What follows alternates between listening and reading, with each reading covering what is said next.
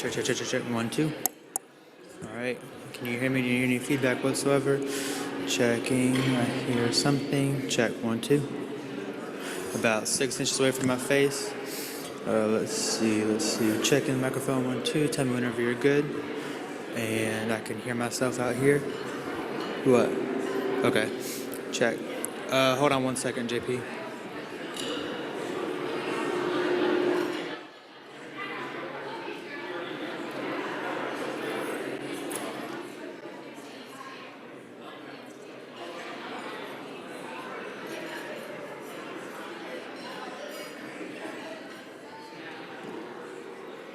All right, I'm back. Check. 1, 2. Check. Sound decent out there? Sound good out there? I see hands moving. Check. 1, 2. About 6 inches away, straight at my face. Oh, he froze. He froze. Check. Check. 1, 2. Microphone check, ladies and gentlemen. How's it sound back there? Well?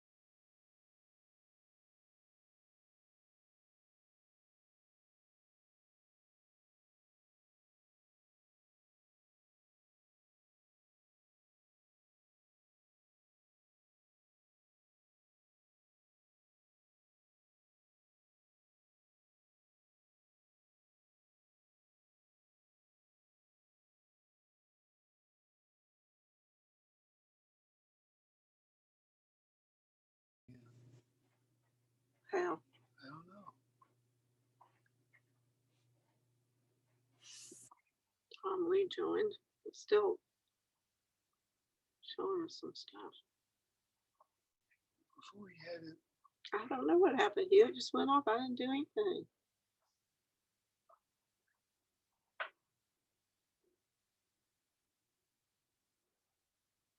Go out and try to come back in again.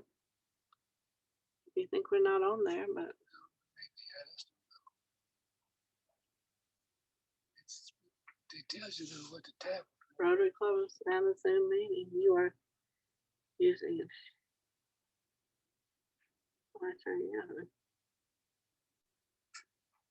You are connected.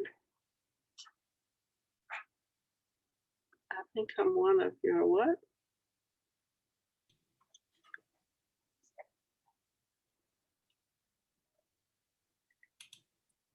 What did that say? Yes. Live. Okay. Oh, did they want to show you? You just saw him. He's eating his lunch.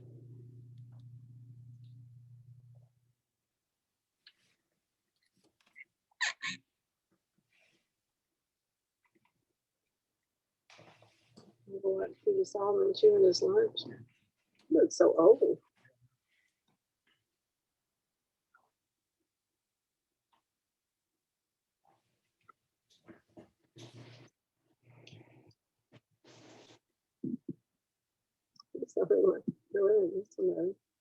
Who's that? Tom Lee. Talking about somebody.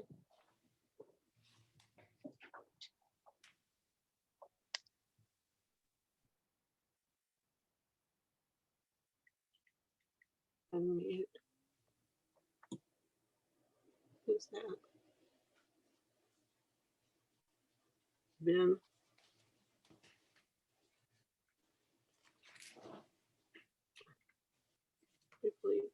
Pediatric. He's a pediatrician. Ben somebody.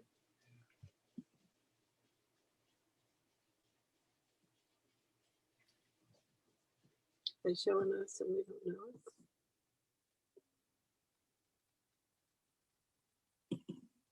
That's Terry.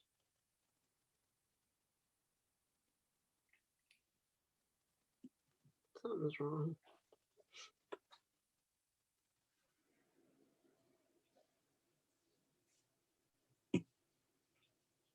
What time? Is it time to start?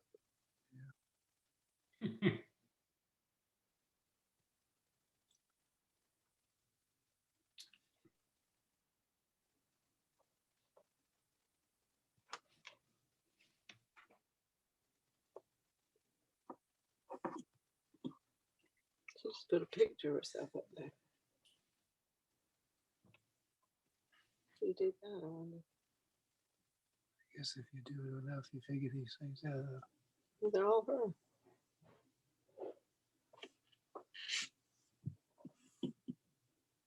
Tom Lee left.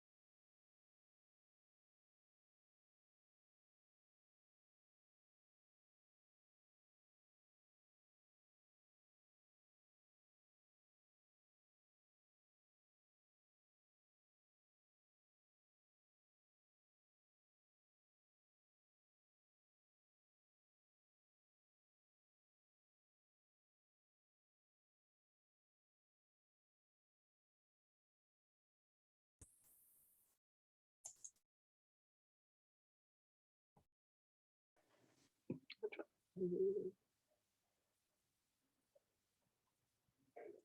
think it's some kind of glitch. Who's that? Cold. Hey everyone, I think we're in the right place. The main Rotary is still trying to link us in. And if you are not muted, this would be a good time to mute yourself so you're not speaking up in front of the whole Rotary group. Thanks, Ben. We'll do so. What happened to it?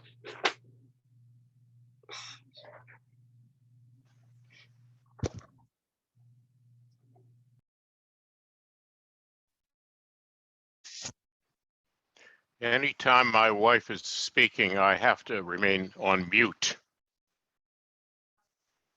That's a law.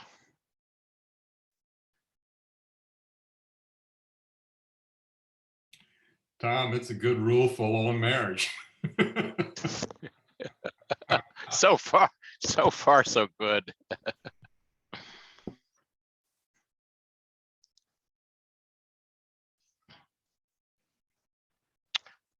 I think she's coming on in like 10 minutes or so. Aaron, how are you?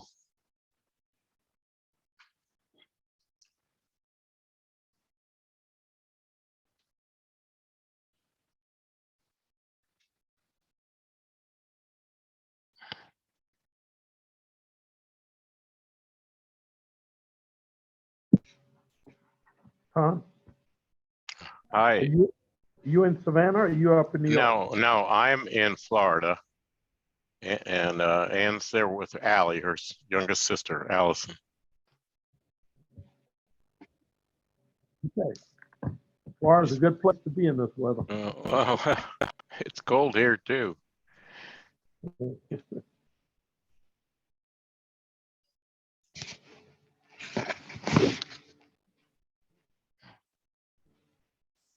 All right, I'm going to go on mute officially.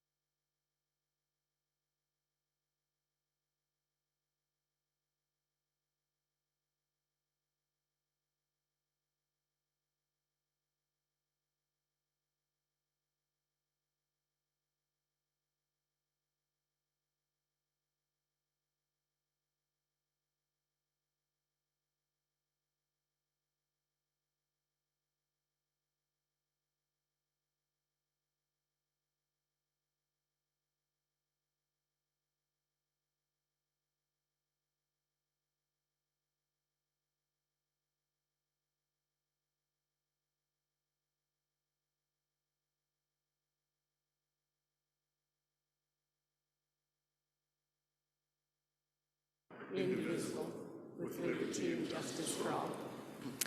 Will Camille Russo please come forward for the invocation?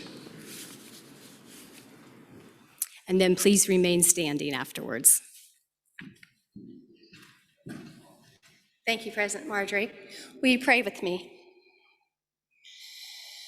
As we gather here in the harbor of your safety, we thank you, Lord, for friends and family. We ask that you will strengthen us, restore us, and inspire us with your love. Lord, would you fill us with your peace so we would pour out your love and grace to others. We ask that our souls would catch the wind of your Spirit so that we would take your promises to all the earth. Amen. Please remain standing for a moment of silence for Andy Lawn. He was supposed to be our district governor this year, but was diagnosed with leukemia, and he died last week. Andy presented to our club back in April with Saving Lives, and he was a partner with Meyer and Sayer here in Savannah. He'd be a big loss to our community and our district.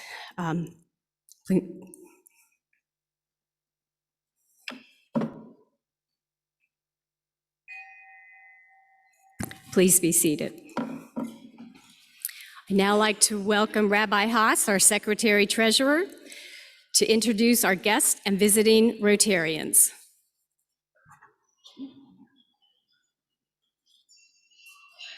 Thank you, President Marjorie. It is a great honor to be here because I want to first say congratulations to the Georgia Bulldogs. We weren't here last week, so what a great season. So mazel tov to all of those of you who support them. I also want to give a shout out, since I am from Texas, to my Texas Longhorns for their incredible 4-win season. And even more than that, their incredible 11-win 3/4 of a football game season, which is, I think, a new record for the NCAA. So I am also excited to say that the Longhorns are coming to the SEC, which is very exciting, basically because I believe they want to lose to better teams now, because they're losing to Texas Tech and Texas Christian and Baylor, but now they can lose to Alabama and to Georgia. But what's also incredible, you may say, well, Oklahoma is a pretty good team. Oklahoma is coming to the Southeast Conference as well, which is really great for me, because every Saturday from now on, when Oklahoma goes to Athens to play the Bulldogs, I can say the devil is coming to Georgia. So it's very exciting for me. So I just hope we score at least one touchdown one of these years in these games. So welcome to all of our visiting Rotarians. Please stand as I mention your name. Ray Beck from Arlington, of course, has moved back here. And I hope this is Zevik Samples. I hope I got that correct. From Metro, and Cordero from Savannah South, hosted by Patty. And when we mention our guests, please rise. Allison Tennenbaum, Matthew Tennenbaum. Yeah, please rise, yeah. Ann and John Tatum. Here, a guest of Celia, Nick Palumbo. We're so thrilled to have you. I know you're going to be introduced by Tiffany Taylor from SCAD. Zelda Tannenbaum, Sheldon Tannenbaum, hosted by Helen Downey, Colleen Reynolds, and Phoenicia Miracle, hosted by Sue Adler, Logan Hinton, hosted by Erica Baskin, Lauren Wolverton, McKenna Drury, and Larry Baskin, also hosted by Erica Baskin, Jamie Burton, also hosted by Erica Baskin, Maureen and David Smith, hosted by Celia Dunn, Bunny Ware, Susan Mason, hosted by Fran Kaminsky, and Zoe Rinker. Let's give them a nice Rotary welcome, everyone.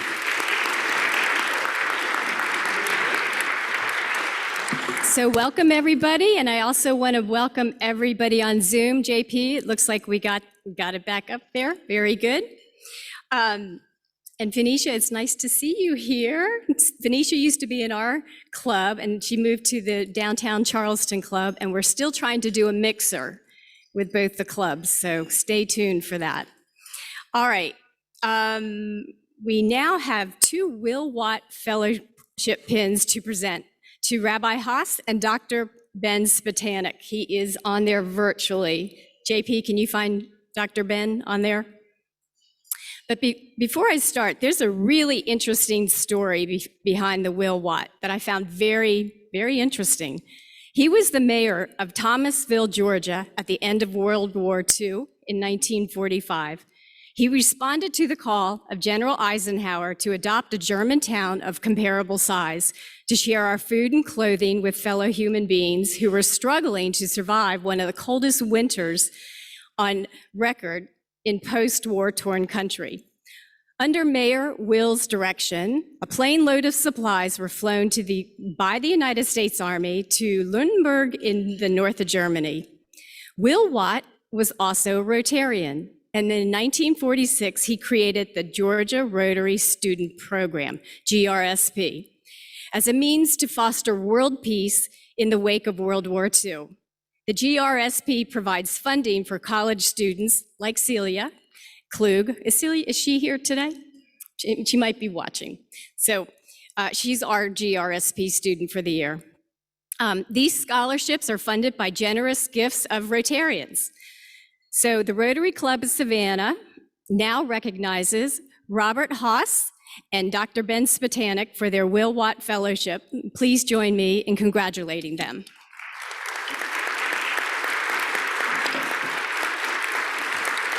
Ben, you can pick yours up here. Hey, Ben. Okay. Okay, you can take, oh, can you? Yeah. Okay. There we go, Robert. Let me get my mask. Can I say something as well? Yes, you can say, thank you. of course, say. Just want to say thank you. It's a pleasure because Dr. Ben is my kid's doctor, so it's really great to be here. So great to see you.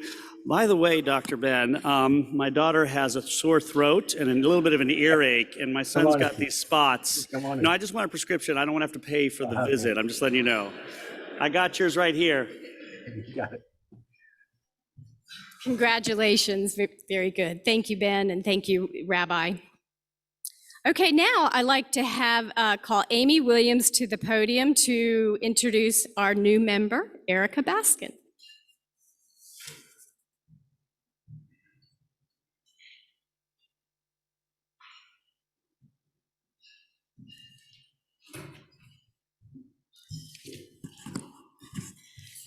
Thank you. So I'm pleased to be here to welcome Erica Baskin to Rotary as a relative newcomer to the area. Erica is the publisher of weekly arts and entertainment magazine, Connect Savannah, where she has been considered a rising star in the publishing industry. She came to Connect after time in Texas, Alabama, and Kentucky, where she led award-winning turnarounds for publications over the past decade and a half, increasing sales and revenue at each stop and becoming well-known as a mentor to her staff. Here at Connect, she has led a complete transformation, intent on growing its digital presence and focusing on more community news and engagement.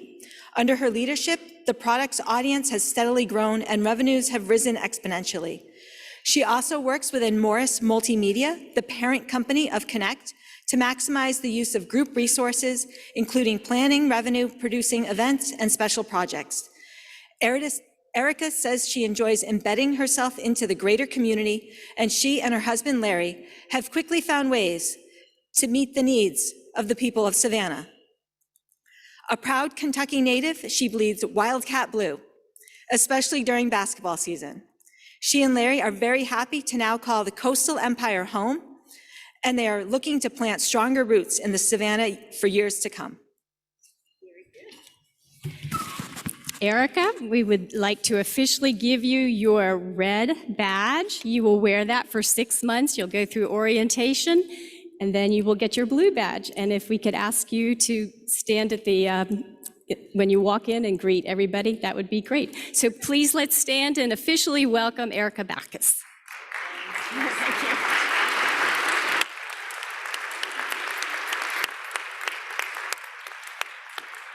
Congratulations. And we don't normally do 2 in one day, but we do have another new member. I'd like to now call Matt West to the podium to introduce our newest member.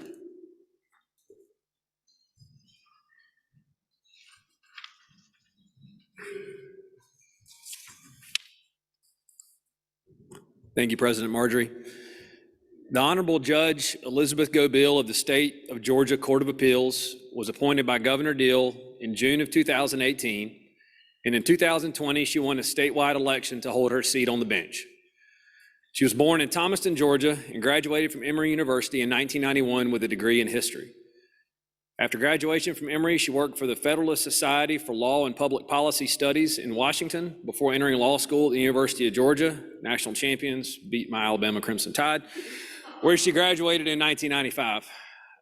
Prior to serving the Court of Appeals, she served as director and appellate division judge for the State Board of Workers' Compensation, a position she was also appointed to in 2012.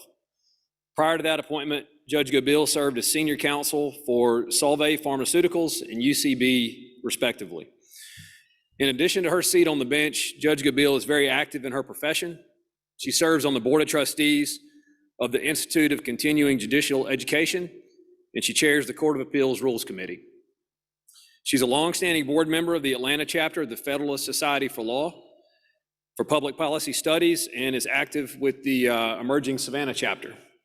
She's a member of the State Bar of Georgia, the Savannah Bar Association, the Lawyers Club of Atlanta, and the Bleckley Inn of Court. Also, I didn't know this, but she served on the very important statewide opioid task force headed by Attorney General Carr. Like everyone in this room, I'm very impressed with all of your professional accomplishments.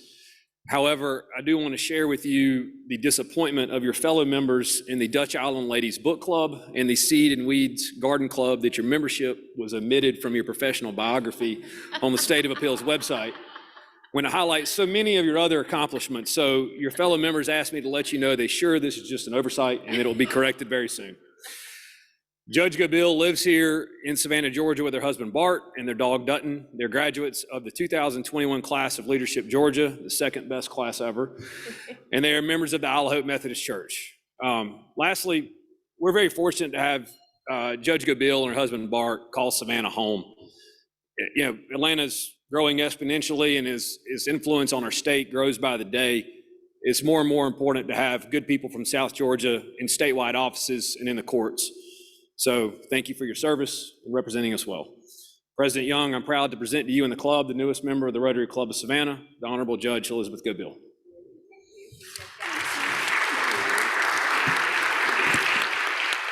Of course, you will have that badge for 6 months, and then you'll get your blue badge. So on behalf of the Rotary Club of Savannah, let's give her an official welcome to our club. Please stand.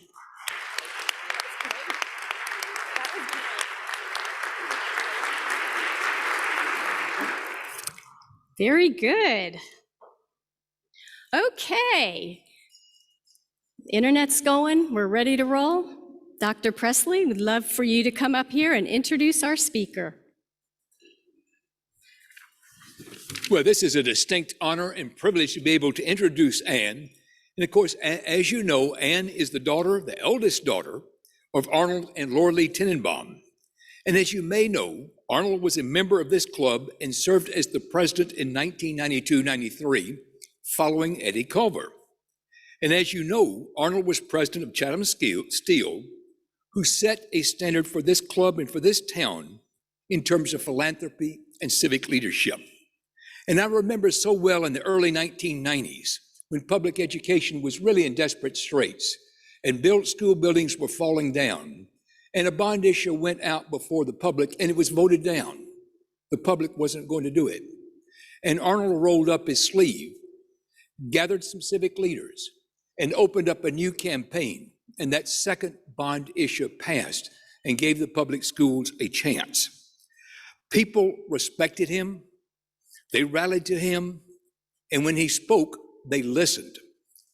He and Laura Lee were voracious art collectors who moved effortlessly between Savannah, Santa Fe, and New York. And I recall one evening he gave a paper to a group of us, and he pulled out a chest. And it wasn't a paper that he was going to give us. He started pulling out artifacts from Santa Fe, contemporary Indian artifacts, ancient Indian artifacts that was exquisite, and showing that depth of collection that he had. Anne and a lot of the rest of her family have inherited this remarkable instinct. She went to Savannah Country Day School through middle school. Malcolm Butler rushed up here to the platform and said, "You may not recognize me, but we were classmates in the 8th grade." Then she went to Northfield Mount Hermon and Sarah Lawrence College. She currently lives in New York and is married to Tom Lee, founder and president of Thomas H. Lee Capital. And of course, you may remember Tom has spoken at this club, and they have 3 lovely children. Following in the footsteps of her parents, Anne became an avid art collector, and that is what she will speak about today. She currently serves on the board of the Metropolitan Museum of Art, the Studio Museum in Harlem, and Film at Lincoln Center. But she's on many other boards, particularly in New York, One I noted was on the Public Art Commission for the New York City. Her fingerprints are all over New York in the best possible way. About 90 works from her photography collection were featured at the Metropolitan Museum in the exhibition Photography's Last Century, the Ann Tennenbaum and Thomas H. Lee collection. They donated a majority of the collection to the museum. She and her siblings have donated the majority of the parents' art collection. This is really important. It's the whole family to the Telfair Museums, to the Georgia O'Keeffe Museum in Santa Fe, and Dartmouth College, Arnold's alma mater. Boy, if you mention Dartmouth College, he just lit up. And that is not all. She is an actor, venture capitalist investor who serves on the board of M Theory Group, Hive Diversity, SHO Companies, and Forum. Well, I said, M Theory, what is that? So I looked it up, and I stopped when I read the first line. M theory is a theory in physics that unites all consistent versions of superstring theory. That stopped me right there. It is mathematical physics with enormous implications for the real world, and you might want to talk to her after about her investing activities. We're grateful to see you're done, for having worked with Ann to make this visit possible, and for having arranged our fine arts programs for the month of January. And we're looking forward to this. Thank you.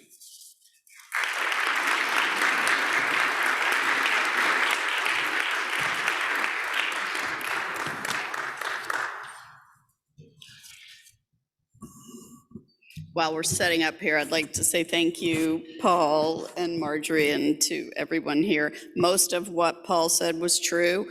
It's a little embarrassing to say that M Theory is actually the name of a music company that I'm on the board of. A lot less erudite than astrophysics. And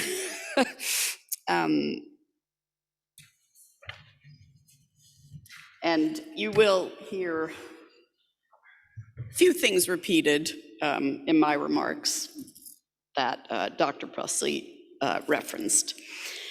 Good afternoon, everybody. I'm Ann Tennenbaum, obviously, and it's a pleasure to be here in my hometown, which I said to Malcolm Butler, who I probably haven't seen in 40 years, that, no matter what, it's home. I love coming here and feeling like I'm home. I'm going to talk about art and community today, both of which have been cornerstones of my life. I know many of you knew my parents. My dad, as was remarked, was a longstanding member of the Rotary Club. I believe you forgot to say that he was Rotarian of the Year in 1994.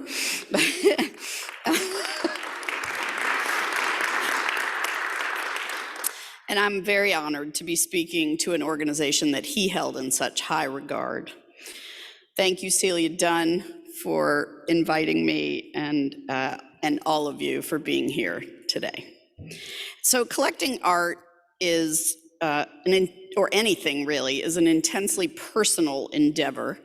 You're indulging yourself, your own tastes, your own vision, your ideas, your own search for meaning. There are lots of ways to deal with collections that you've amassed over your lifetime. You can sell them while you're alive.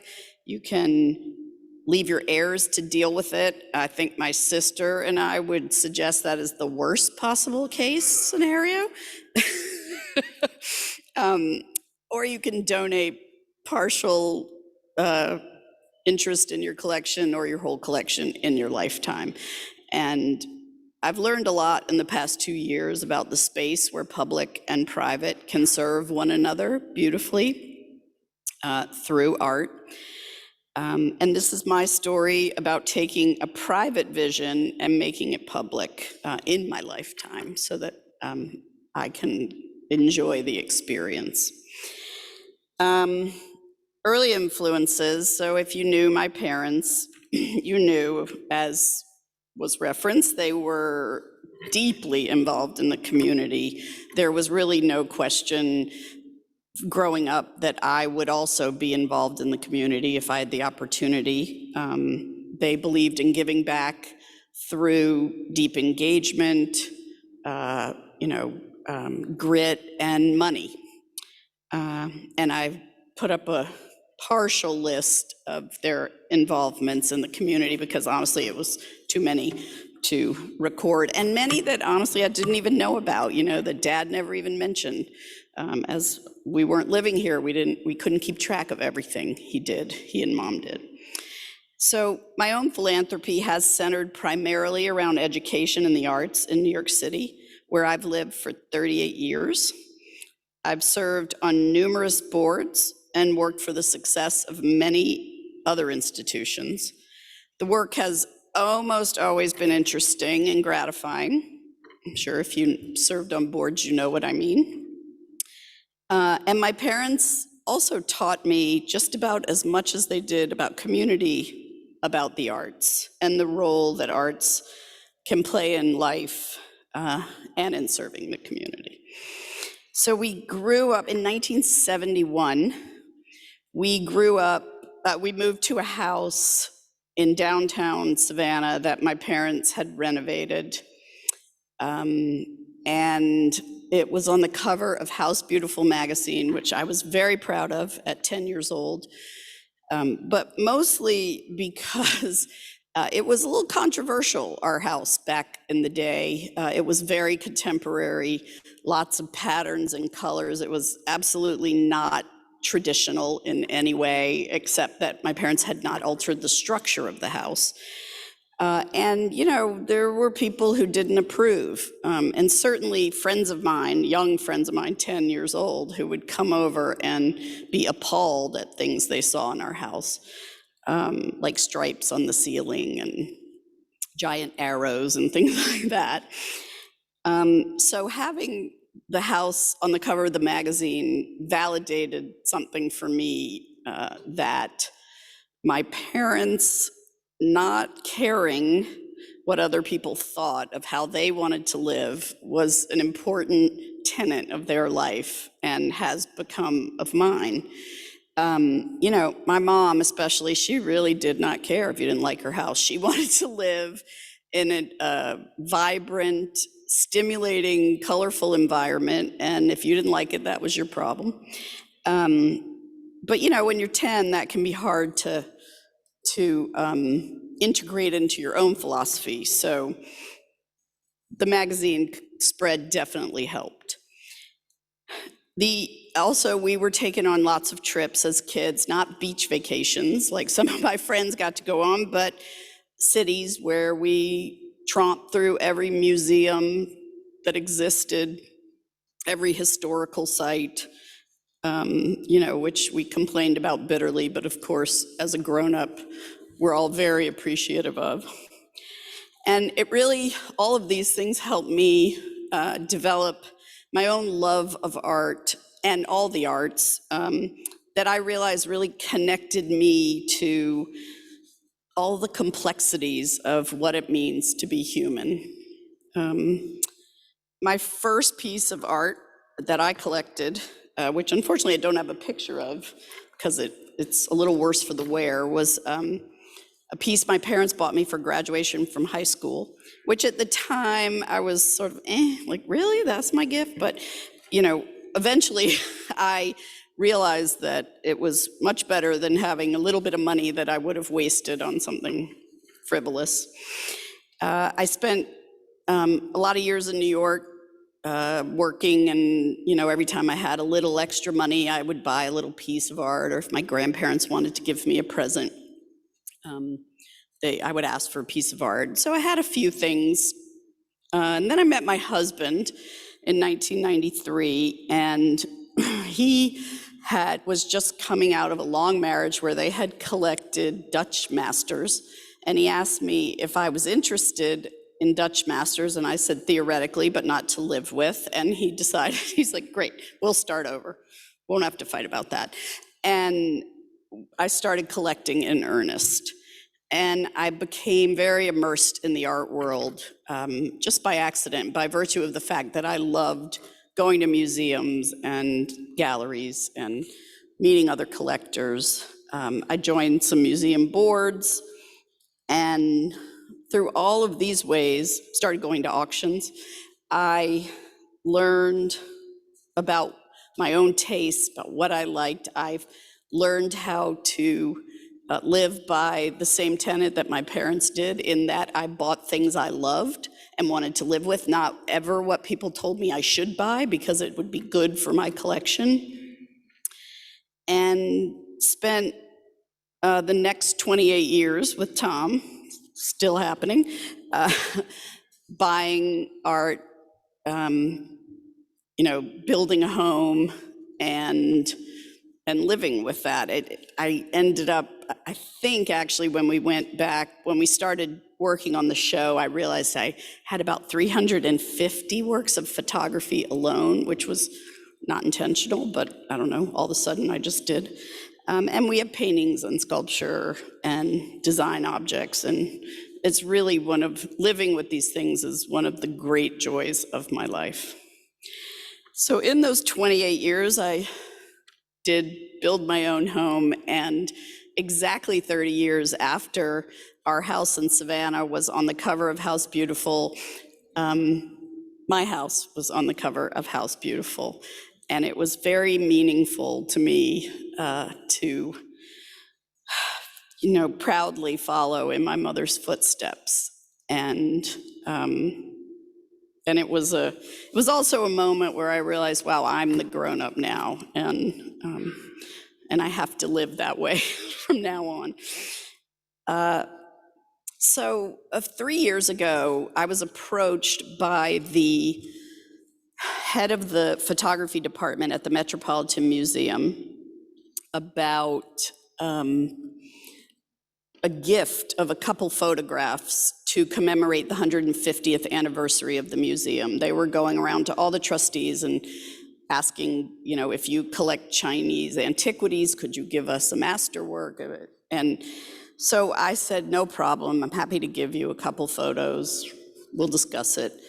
And then he said, well, actually, I'd like to do a show of your collection. And I was like, no, what do you mean a show of my collection? That's silly. You don't have to bribe me that way. I can give you the photos. And he said, no, really, I think it'll be fun because we are friendly and it'll be interesting. And you actually don't even realize this, but you have been collecting photos that the Met, for one reason or another, let slip through their fingers over the years. I have a lot of photos by women artists that they just had never bought because you didn't, and some other things, and some contemporary works that they actually couldn't afford to buy today, as many of those are more expensive than older pictures. So I thought a lot about it, and I finally agreed because I realized, well, I actually might be able to have an impact on the museum's collection and on the public, and it would be amazing to have these pieces become part of such a storied, possibly the most storied collection of art in the history of the world. So I agreed, and I was still giving 2 photos, and then I don't know, all of a sudden, as my husband said, they had talked 68 photos off the wall into their collection. And the gift became formulated as 68 photos for now. Of course, I can always add to it if I want. And we started working on the show, and I thought that I would just go through a few photos with you that I owned so you could get a sense of what I see when I look at a photo and why I buy it. This first one is by an artist named Cindy Sherman, who is now a very famous art photographer. When I bought this picture in 1994, I had never heard of her. I didn't know anything about her. I just was sitting in the audience at an auction and I saw it on the screen, really, just like that, because it's only 8 by 10. You couldn't even see it up on the dais. And I don't know, I just had a reaction. I said, I gotta have that. Some of the things I really loved about it was that there's in this little 8 by 10 image, there's a whole story being told of what I imagine to be a really good girl in her bobby socks and long skirt who's lost her way a little bit, probably running away from home because she's misunderstood, maybe trying to get home after she already ran away. And I thought it was amazing that you could figure out a story. You don't even see her face. But there's so much in that photograph, the way it's staged. And Cindy Sherman actually puts herself in every single solitary photo she takes. That's one of her, it's her, it's not a trick, but it's her practice. And she dresses up in costumes of all kinds and explores other roles and personalities. And I sort of feel like I've done that as well in my life. And I just also think the way the white shirt kind of, I don't know if you can really tell from this, but the way her white shirt works with the center line in the photo, I think is very beautiful, and the details are amazing, her sad little suitcase. Anyway, that, I just had to have it. I bought it. I paid, back then, I guess I paid the most that had ever been paid for one of her works, which I didn't know because I didn't know who she was. And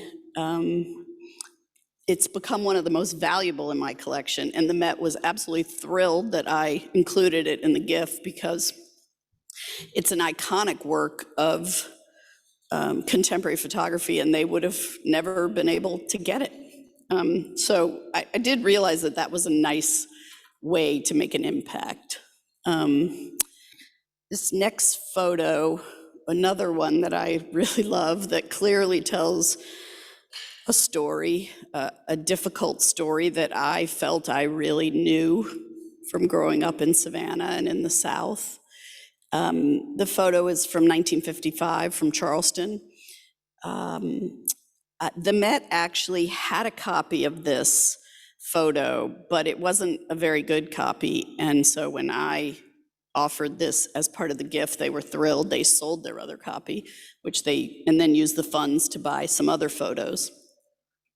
It's a very beautiful print, and you can really see in the tones of the dark black, and then the white, I think a whole story about race and America and class. And I also see a lot of love in that picture. And I think it's an incredibly poignant picture and one of my very favorites in my collection.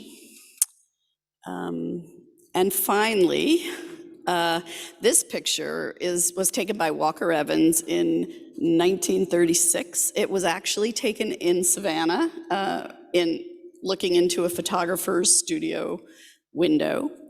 Walker Evans and James A.G. traveled the South talking to Depression-era farmers and people who were suffering during the Depression. And there was a book called Let Us Now Praise Famous Men, which is the first time I saw this photo. James A.G. wrote the text, and Walker Evans took the pictures, and I just loved the idea that the text was telling a story and the pictures were telling the same story visually. I just thought that was amazing. And so I always remembered this photo, obviously because it was in Savannah. And I had the opportunity, I went into an art fair one day, I saw it on the wall, and I just said, oh, I'll take it. I didn't even ask how much it was, and I made my dad one time when he came to New York, sit in front of it with a magnifying glass to see if he could recognize anyone. He was annoyed and he didn't. And he said, Anne, they all look the same. How am I supposed to figure out who these people were? Plus I was a baby. And I just thought, wow, they all look the same. Another really interesting commentary on, the society that he grew up in and I grew up in. But it's an amazing print, and was actually the print that Walker Evans used anytime he had an exhibition, because all photography, there can be many prints, and some are great and some are not so great. Some are printed by the artists when they take them, and some are printed years later by children or studio assistants. So the quality of the print is very important for my collection and for the Met, obviously. So we worked on this show for 3 years, and the show opened. There I am at the opening of my show on March 9th, 2020. The show closed on March 12th, 2020, when the museum closed because of COVID. And not to bring the house down, but a week later, both my parents had died of COVID. And they'd come home to Savannah and died. And so the show took on an unbelievable significance for me and my family. It was a thrill, and I said it that night, and I say it again, to be able to celebrate this accomplishment with my parents. I'm sad my dad is not here today to hear this talk. He would have loved it more than anybody. But it was wonderful that they got to see it. And they're also one of the lasting legacies of the show, because it did open again in August of 2020 and close after Thanksgiving of 2020. So a few people saw it. There's a beautiful catalog that they made, which is always a lasting legacy of a show at a museum, which is at the Met, if anyone cares. You can buy it. And eventually, one thing I forgot to mention is my gift is a promised gift to the Met, which means I can live with the photos for my lifetime, and they go to the Met after I die. Or if I choose to give them before, that's fine, but my children won't have the opportunity to sell them out from under anybody. They are pledged to the Met, which is where they will go. So my parents, as I said, and as Dr. Presley mentioned, had a real love of the arts. And so all of a sudden, my siblings and I found ourselves in the place where, I mean, my parents, they have so much stuff, it's actually insane, because they traveled the world and they brought things home from every place they went, and they bought things, in Santa Fe and New York. So we started thinking about what the hell we could do with all this stuff. And some of it's junk and some of it's fantastic. But Dad had always said that he really wanted his pottery collection to be kept together if possible and go to a museum. And we found out that the Hood Museum at Dartmouth actually has a large collection of art of Indigenous people of the Americas. And we called them up and said, do you have any interest in this collection? Because believe it or not, it's not that easy to give away art all the time. They have to be able to care for it and store it, and that costs money, it's space, and it's manpower. But they were really fantastic and said, oh, we'd love it, this would be incredible, and we'd love to do a show and a catalog. So that is all in the works. And again, it is an amazing synergy that Dad went to Dartmouth and we could close that loop somehow. And he would be thrilled with that. Also, we have donated this print of Georgia O'Keeffe that a very famous Indigenous artist named Fritz Scholder, he was one of the grandfathers of Indigenous painting, did of Georgia O'Keeffe, and we donated it to the museum in Santa Fe. A very close friend of our parents ran that museum and asked us if we'd consider giving it, and we were thrilled to do that for that museum. And it also cements their legacy, as every single time this picture is exhibited, it will say, there's a label that says, from the collection of Arnold and Laura Tennenbaum, and that's lovely for our grandchildren, their grandchildren and ours, hopefully one day.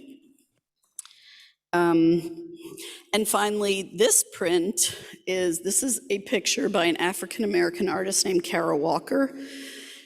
Mom used to say that this was a favorite of hers, and she used to say that she really wished that this picture would go to the Telfair one day, because she wanted African-American kids to see images of themselves and their stories told by African-American artists and people who, really understood in a different way what their lives were filled with. So we have given that to the Telfair, and it will be part of the show that at some point we're going, in I believe 2023, we are going to have a show at the Telfair of my parents' collection and a version of my photography show at the Met, which will be really fantastic way to bring it all home, which after all is something very important to me and my siblings and all my family. And lastly, I just thought I would show this picture. This is a print that my parents bought in the early 70s. They actually belonged to something called Print of the Month Club. And you could buy prints for $50 or $100, like a record club. And this one showed up, and I hated it with a passion because to me it looked like I was 10, and it looked like a piece of paper with slashes and holes in it. And I could not fathom how I was going to explain this to my friends when they would say, "What in the hell is that?" And, "Oh, that's crap, that's not art." All the things that I actually felt when I looked at this picture. And I spent a lot of years reconciling in my own mind the things my parents told me about why this was art. And I really see this picture as a representation of my own growth as a person, who I am, and the foundation of my taste as a collector. So that's a portion of my story. I thank y'all for listening. I think I got in under the wire of 25 minutes, 3 seconds left. And thank you. And if y'all have any questions, I am more than happy to answer them. I don't know if you feel comfortable, but.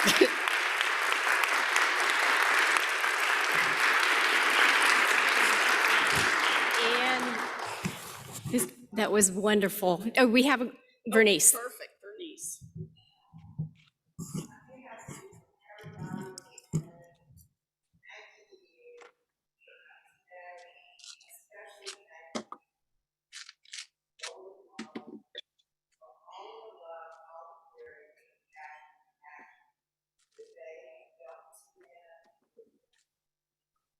Thank you so much.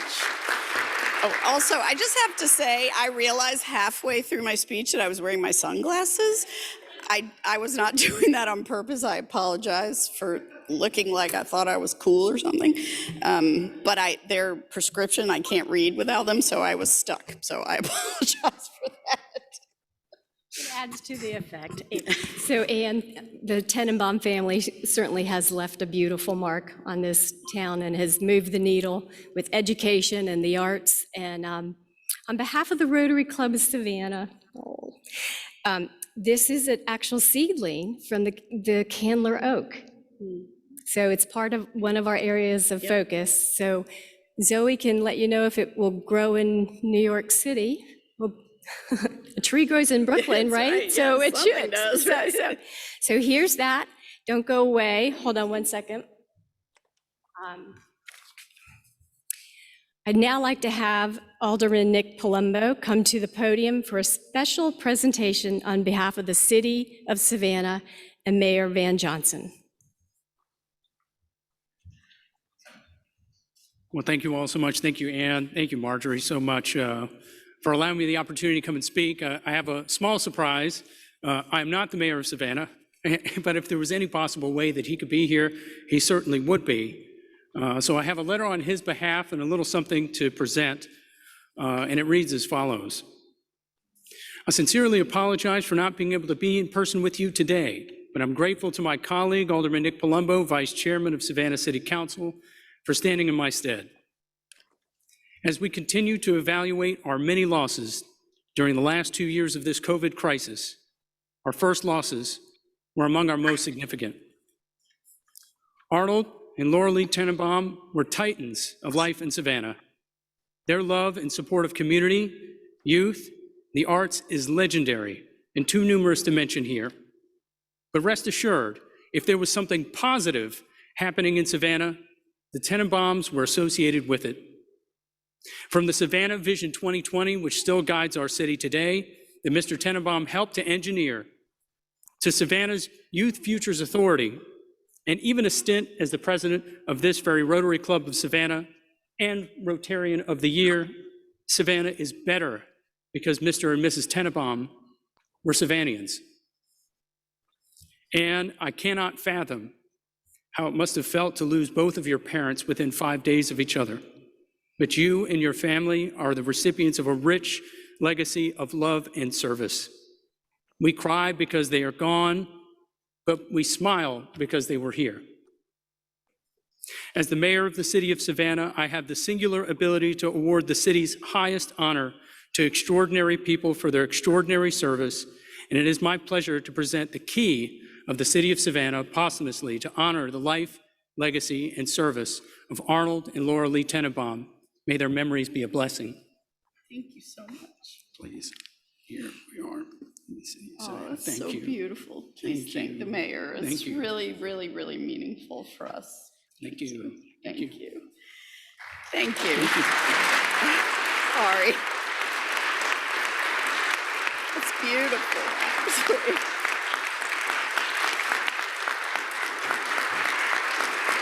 May you cry?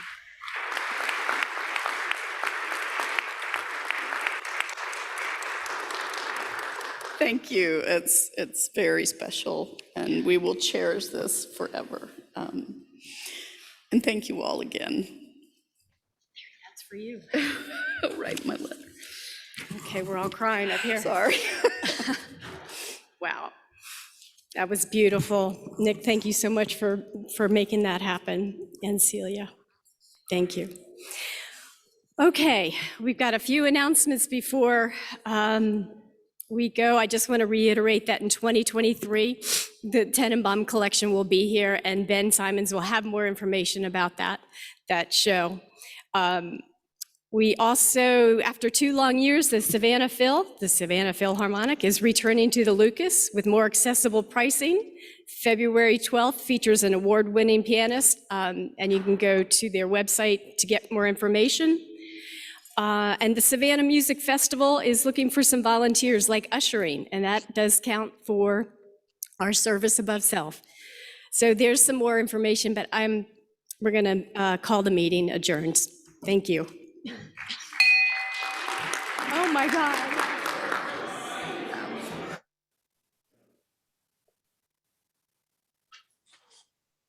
Coach.